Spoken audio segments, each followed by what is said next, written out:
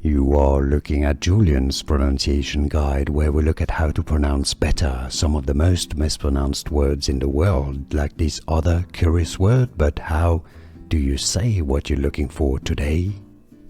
Let's learn how to pronounce once and for all correctly the name of this novel by Rebecca Yarros, author of Fourth Wing. If you want to learn, by the way, pronunciations of names from Fourth Wing, make sure to stay tuned. Onyx, that's the name of a stone, and it's pronounced onyx in English. So, Onyx Storm. Onyx Storm. And now, you know. Here are more videos on how to pronounce more confusing words and names too many mispronounced. Like this video if you found it useful. I appreciate your support. I'll see you soon, and thanks for watching.